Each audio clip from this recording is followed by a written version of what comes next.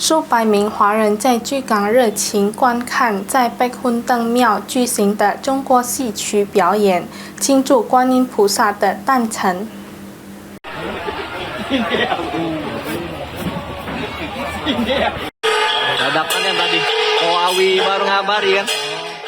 数百名华人聚集在北훈灯庙观看中国戏曲，以庆祝观音菩萨的生日。活动于2025年3月14日星期五晚上举行，活动气氛热烈，传统艺术表演成为吸引观众的重要亮点。演员们身着色彩斑斓的服装，化妆精美，伴随着传统音乐，呈现经典故事。观众中有老有少，大家都热情洋溢地跟随充满意义的剧情。观众之一阿威表示，几乎每年都会观看中国戏曲，因为作为在巨港年轻的华裔，他希望以这种方式来传承和保护自己的文化，至少通过参与活动来传承。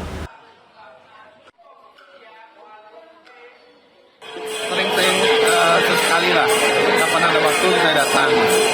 Ikut merayakan kan kita sebagai anak muda Indo di Palembang, ya ikut meramaikan, melestarikan lah budaya kita sendiri. Siapa lagi kalau bukan kita kan? Ini memang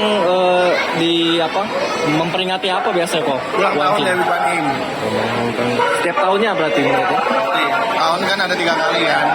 Cuma yang wayang ini kan tidak selalu dia。与此同时，中国戏曲团三靠本给下的成员表示，这次演出的主题是白玉簪，讲述了一位公主即将与一名男子成婚，但她被指控出轨的故事。